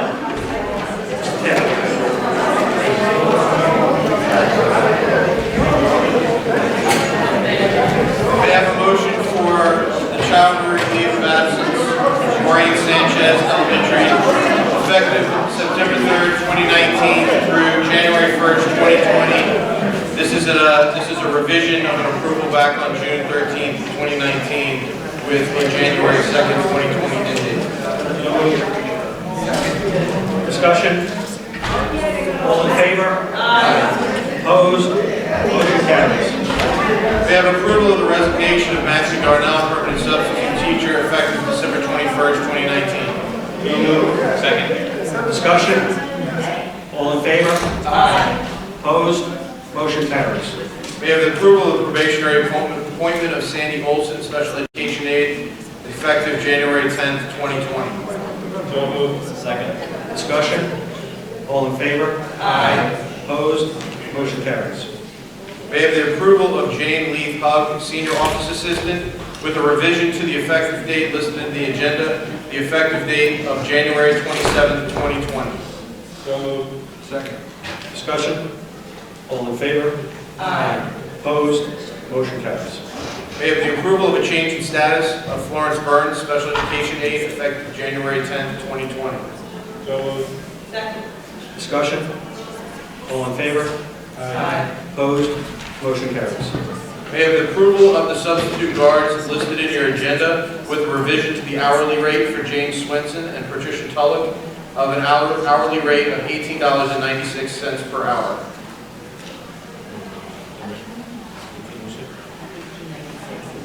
There's a revision, yes, I'm sorry, there's a revision to the hourly rate to $18.96 per hour.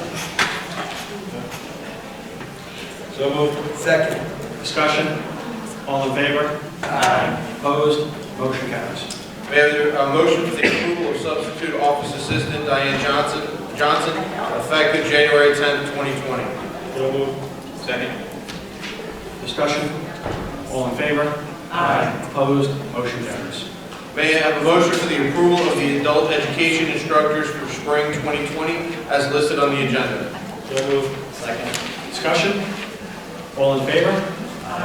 Opposed? Motion carries. May I have a motion for the approval of the adult education lifeguards for spring 2020 as listed on your agenda? So moved. Second. Discussion? All in favor? Opposed? Motion carries. May I have a motion for the approval of the enrichment instructors as listed on your agenda? So moved. Second. Discussion? All in favor? Opposed? Motion carries. May I have a motion for the approval of the homebound instructors as listed on your agenda? So moved. Second. Discussion? All in favor? Aye. Opposed? Motion carries. May I have a motion for the approval of the substitute teachers as listed on your agenda? So moved. Second. Discussion? All in favor? Aye. Opposed? Motion carries. May I have a motion for the approval of the substitute teaching assistants as listed on your agenda? So moved. Second. Discussion? All in favor? Aye. Opposed? Motion carries. Thank you, Mr. Taylor. Curriculum update, Ms. Marson. Good evening, everybody. Happy New Year. Welcome back from what I hope was a wonderful break. We have some wonderful things going on in our school buildings.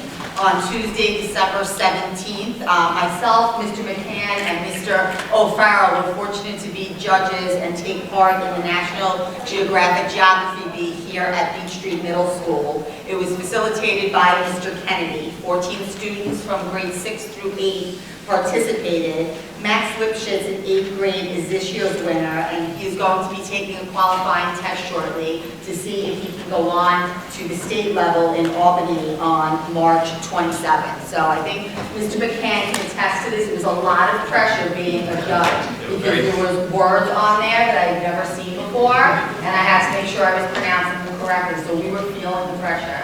I saw you sweating. Okay. On January 7th, I was fortunate to attend an IB presentation by Mr. Gil Martin. He met with 10th grade parents to share with them information about the IB program, including course offerings, including the advantages that students have that partake in the IB program. The PowerPoint presentation is available on the district website. Mr. Gilmartin has also spent time in the 10th grade social studies classroom speaking about the IB program and sharing the registration paperwork with them. So within the next few weeks, he is going to get that process started. On January 7th and 8th, the elementary buildings and middle school buildings in the district had a wonderful presentation titled Sweethearts and Heroes. It was actually brought to the district by Mrs. Pilati, who had seen it in another district, and it was basically a motivational assembly that brings awareness to the importance of dealing with bullying and how each one of us has the ability to help and to give hope to others. It was focused around the word hope, which stood for hold on, possibilities exist. It really encouraged everybody to stand up for those around them and do the right thing, because you never know what kind of day someone is going to be having. Towards the end of the ceremony, a retired sergeant from the United States Army, Rick Yarish, came in to speak with the students. He had suffered devastating injuries in Iraq, I believe in 2008, and he was severely disfigured. And it was a poignant moment when he walked into this auditorium and told his story, because after what he went through, if he could find hope, I think there's hope for a lot of other people. He went on to talk about how he was nervous to go out in public because people would stare at him and look at him, and he was afraid that he would scare people. And he was in a diner one day, and there was a little girl looking at him and very hesitant. And her grandfather encouraged her to go over and say hello to this gentleman. And as she was walking over, he greeted her. And she turned around and walked back to her grandfather and said, "That's a nice man." And it gave him hope that he would be able to be out in the community and not have people be afraid of him. So it was a great program, and thank you to Mrs. Pilati for bringing that into the district for us. On January 22nd, we are having an elementary math parent academy. Mr. Grover and our math coaches have put it together. It's going to be interactive. Students are invited to come with their parents. We're going to be solving different math problems. We're going to be having a panel discussion and then going into the classrooms and actually doing some lessons with the manipulatives. So information on that is coming out. Christy Ferruzzi is one of our science teachers up at the high school. She was awarded Assets Bright Light Award for the 1920 school year. The award recognizes teacher leaders for their extraordinary contributions to integrating technology into the schools, and she will be acknowledged for her accomplishments at a future meeting. The pre-K program for next year, registration is next week, and the following week, registration packets are on the district website, and we will be having a pre-K parent academy in March to share with our pre-K parents the experience that they can expect in the pre-K program next year. Thank you. Thank you, Mrs. Morrison. Mr. McGinnis will discuss the meeting of the Finance Committee. Thank you. The committee met on January 7th. Committee members present were Anne Marie LaRosa, Paul Mitchell, and myself. 4 other board members in attendance, Richard Antonello and Peter McCann. Administrators present, Superintendent Burns and Lisa Pilati. Others present, Pat Plumpton, our internal claims auditor. The purpose of the meeting, as always, was to review the warrants for the month and discuss pertinent fiscal matters. The meeting was called to order at 7:30. We began as usual with the monthly reports, so we reviewed the treasurer's report, the school district funds for the month of November 2019, and the extracurricular funds for November 2019 were presented and accepted by the committee. The payroll summary report for December of 2019 was presented and accepted by the committee. The financial statements for the month of November of 2019 were presented and accepted by the committee. The internal claims order report and the system manager audit trail for December 2019 were presented and accepted by the committee. The payroll certification for December 13th and December 27th, 2019 were presented and accepted by the committee. And the Finance Committee received the warrants for the month. The committee reviewed the following board agenda finance items. The approval of the budget transfers were presented and accepted by the committee for submission to the board tonight. Approval of surplus equipment for miscellaneous textbooks from Oakland. Approval of donations and resolutions. There was a donation from HOPR LLC for $1,000 to the cafeteria fund with the intention to pay down the negative balances for students that have incurred negative balances. Also a donation from Alliance Energy LLC for $500 to West Isaac High School.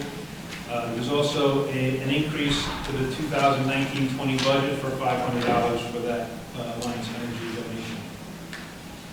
We had approval of the following bids: GC1 for general construction to Mount Olympus restoration, GC2 site improvements to Laser Industries Inc., GC3 window treatments for A1 construction services, PC1 for plumbing for Ambrosio and Company, EC1 electrical palace electrical contractors, PL1 for a planetarium integrator to Spitz Incorporated.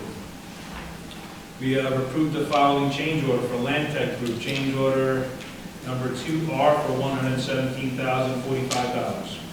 Approval of a 2019-20 contract with Kings Park School District. And also discussed an informational item that the audit committee will meet with Cullen and Danowski to discuss their risk assessment update at 7:30 on January 21st, 2020. The planning session will immediately follow. The meeting adjourned at 7:40. Thank you, Mr. McGinnis. Mr. Mahalik will discuss the meeting of the Buildings and Grounds Committee. Building and Grounds Committee met January 7, 2020 at 7:40. District Office Board. Members in attendance. Brothers Ron McGinnis, myself, Jonathan Burns, Lester Pilati, James Tossi. Others in attendance, Rich Antonello, Anne Marie LaRosa, Pete McCann. We have Mr. Robinson from BBS, Mr. Campanella, and Mr. Enberg from SCC. We first went over the bond update. The committee received a bond update from BBS and SCC. The pool will be drained during the February recess in an attempt to resolve the ongoing issue with the pool lineup. Construction on security vestibules are complete district-wide, except for the high school, which should be finished by the end of January. The Bayview and Open Arc roofs are complete, as is the Bayview playground. Due to weather, the surfacing of the Open Arc playground is delayed. The middle school sound and lighting systems are finished. The balance of Phase 4 work was bid at the end of December as a bond Phase 4B.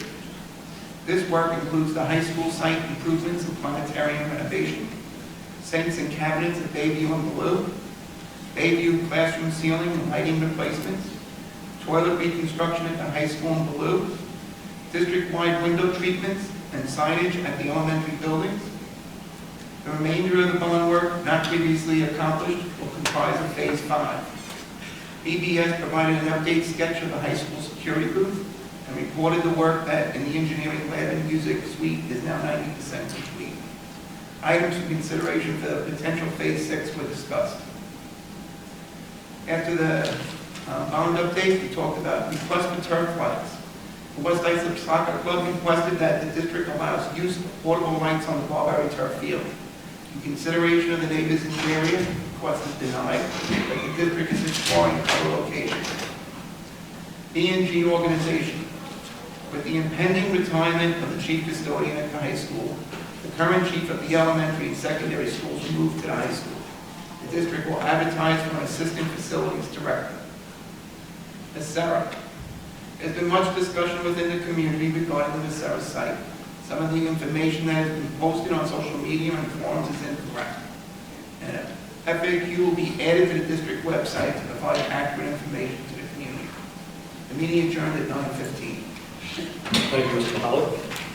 Mr. Compatello will discuss the meeting of the Special Ed Committee. Roger, I'll be brief. Special Ed Committee met yesterday at 0800, and here at the district office and conference room. Members in attendance were Ms. Dowling, Ms. Doherty, Ms. Morrison, Mr. McGinnis, and myself. We reviewed all the special education services available throughout the district, and we specifically covered residential placement of students who services could be met, and that's it. Thank you, Mr. Compatello. Gold star reporting. Mr. Antonello will discuss the meeting of the Education Committee. Yes, thanks, Mr. Geller. The Education Committee meeting commenced tonight at 7:15 p.m. in the district conference room. The following Education Committee members are present: Mr. Antonello, Mrs. LaRosa, Mr. McCann. The following administrators are present: Mrs. Burns and Mrs. Morrison. Other members who are present: Mr. Compatello, Mr. Mahalik, and Mr. McGinnis. The following information was discussed. First, elementary iPads. By the end of January, every kindergarten classroom in the district will have an iPad cart. By the end of February, every first grade classroom in the district will have an iPad cart. Once the iPads are dispersed to first grade classrooms, every student in the district, K through 12, will have access to a one-to-one device. Second thing discussed was the elementary report card revision. Elementary principals and directors will start to collaborate with elementary teachers from the 4 buildings to revamp the elementary report cards in time for the 2020-2021 school year. The goal is to create a standards-based, parent-friendly report card that is reflective of the grade level continuum. The next item discussed was a program called Keyboarding Without Tears. This program will be introduced in all elementary buildings by the end of February. It teaches K through 5 students typing, computer readiness skills, and digital citizenship via interactive and engaging activities. Students will engage with the program for 30 minutes per week in their classrooms throughout the remainder of the year. The next item discussed was mindfulness, Mission B. The Mission B mindfulness program pushed into all 5th grade students throughout the first half of the school year. The program will now transition to working with our first grade students throughout the district starting next week. The next item discussed was the Ames Web implementation at Beach Street and Udall Road Middle Schools. It is a standardized math and reading screener for grades 6, 7, and 8. It is administered in math and English classrooms via Chromebooks. It is administered 3 times a year, fall, winter, and spring. It identifies at-risk students and tracks their growth. For the 6th grade, it was implemented in the fall of 2019. For the 7th and 8th grade, it was implemented in the winter of 2020. Last time discussed was the pre-K program and success, and we encourage parents to pick up a packet for next year. Thank you. Thank you, Mr. Antonello. And Mr. Mahalik will discuss the meeting of the Health and Wellness Committee. The Health and Wellness Committee met Tuesday, January 7th at 9:30 in the Hall Shaker Cafeteria. Members present: Tim Moran, Rhonda Pratt, Julie Canestrup, Sharon Kerrigan, myself, Michelle Alessi, Trish Maletti, Lynn Summers, Rich McKay, Kim Labrizzi, Michelle Wilson, Francesca Emma, Randy Eloise, and Camille Newsom. We first went over the financial report, then we discussed the newsletter. We were finalizing articles with the expected mailing date of February 1st, 2020. Next, we discussed one of our next events, which was the March into Wellness event. It'll be Wednesday, March 18th at the Paul J. Ballou from 6:30 to 8:30. It'll be $10 for a family of 4 or less, $2 for each additional participant. It'll be the Family Connect night, the same night as no homework night. So hopefully it'll be good attendance. Yoga, games, and mindfulness, celebration of nutrition, and raffles, and a lot of fun. New and old business, just like every year, we're going to have the annual 6th grade volleyball tournament, which will be Friday, March 6th at West Islip High School at 7 p.m. The very next day will be the annual 5th grade volleyball tournament, which will be Saturday, March 7th at West Islip High School at 9 a.m. And last, we were discussing, hearing about the Sweethearts and Heroes educational experience. It was a district-coordinated Sweetheart and Heroes motivational speaking groups to address all the 3rd through 8th grade students and staff on the topic of bullying and building empathy in school communities. Our next meeting will be Tuesday, February 11th at 9:30 in the cafeteria at WIIUFSD BoE, and our meeting adjourned at 10:30 a.m. Thank you, Mr. Mahalik. And Mrs. Pilati will discuss financial matters and business items. Thank you. Our treasurer's report for the month of November had a beginning balance of $39,229,151.55. We had an ending balance of $28,664,004.99. May I have a motion for the approval of general fund budget transfers 3762 through 3774 and 3767 through 3772 for the capital fund? So moved. Second. Discussion? All in favor? Aye. Opposed? Motion carries. May I have a motion for the approval of sealed bids as listed on the agenda? So moved. Second. Discussion? All in favor? Aye. Opposed? Motion carries. May I have a motion for the approval of change order from Land Tech Group, which is actually a credit of $117,044.90 for West Islip High School? So moved. Second. Discussion? All in favor? Aye. Opposed? Motion carries. May I have a motion for the approval of a resolution for the donation from Hopper LLC for $1,000 for the West Islip Cafeteria Fund? So moved. Second. Discussion? All in favor? Aye. Opposed? Motion carries. May I have a motion for the approval of resolution for the donation from Alliance Energy LLC for West Islip High School for $500? So moved. Second. Discussion? All in favor? Aye. Opposed? Motion carries. May I have a motion for the approval of the increase to the 2019-20 budget, the donation from Alliance Energy in the amount of $500? So moved. Second. Discussion? All in favor? Aye. Opposed? Motion carries. May I have a motion for the approval of surplus miscellaneous English items from Oakland Elementary School? So moved. Second. Discussion? All in favor? Aye. Opposed? Motion carries. May I have a motion for the approval of the 2019-2020 contract from Kings Park School District? So moved. Second. Discussion? All in favor? Aye.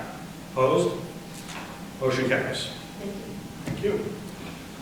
Okay, on the President's report, it's listed that I'm going to talk about the Sarah property, but I don't really have much else to say about it at this point.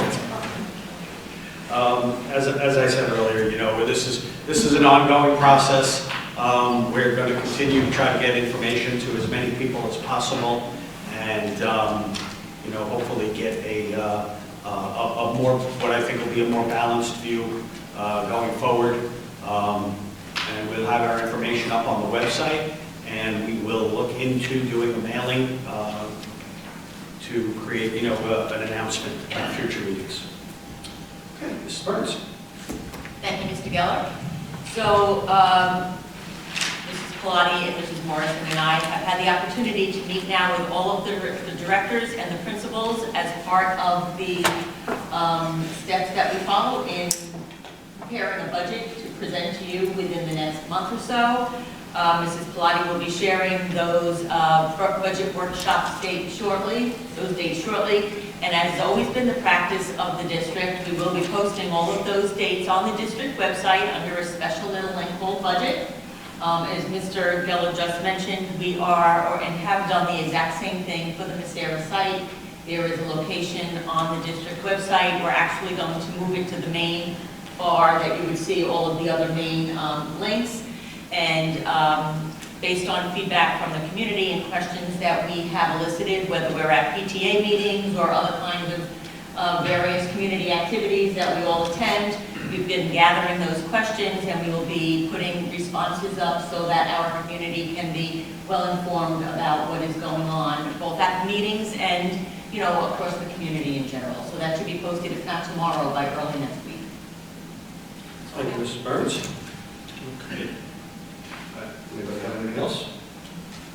No income? Do we have any members of the public wishing to speak on any other items? All right, thank you.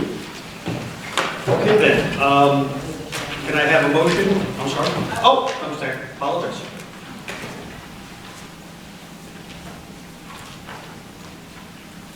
Thank you. Mr. Harsh. Hi, I'm Eric Harsh. I live at 857 Bureau Road. I want to talk about Massaran. I just got a couple things I want to ask. Is the money that we're getting from the property going to go to the bond that we have? No, not directly, but so it goes into, you want to, go ahead. It goes into a reserve for tax reduction, so it just acts as another reserve for the district, but we're only able to allocate monies from that reserve over 10 years to reduce property taxes. Okay. So my taxes still can go up even though we get $8 million or $9 million? Yes, but they wouldn't go up as much. Clearly, you know, if we use money from that reserve to pay for a capital improvement to the district, that money would come from that. So your taxes would not go up for that one particular improvement, let's say. Okay. And the other thing is, I just realized that she's getting a percentage or something. Could I know what percentage she's getting? Yeah, no problem with it. Sure, okay, go My ahead. commission is 4%, standard commercial commission is 5%, and I went down to 4 as a courtesy. And who pays that? The The seller. buyer or the No, seller? the seller, the school district pays it.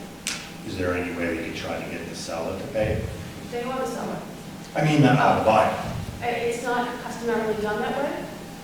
If the seller pays the commission, they'll just reduce their offer. It's all how Maybe. it's the same thing. You can't ask. That's Well, up to the school board, it's not. up to me. No, I know it's not here. I mean, she's working for our money, so she should get her money, but Right. So, if we can get them to pay it, sure, you want to get the best offer possible, get the most money that the highest amount yield to the district. right. Understood. I mean, I do agree, it's something that we can take into consideration. I do agree initially with Mrs. Winkler's statement that the buyer would just lower their offer, you know, that it's all really coming from the same pot. Right. I mean, so we pay it, but it comes out of the proceeds of the sale, as it is. Okay. Thank you. Anybody else? Okay. Can I have a motion to adjourn to executive session where the board will discuss negotiations, litigation, and personnel? At the conclusion of executive session, the board will reconvene the public session in the district office boardroom to consider any items for which a vote is required.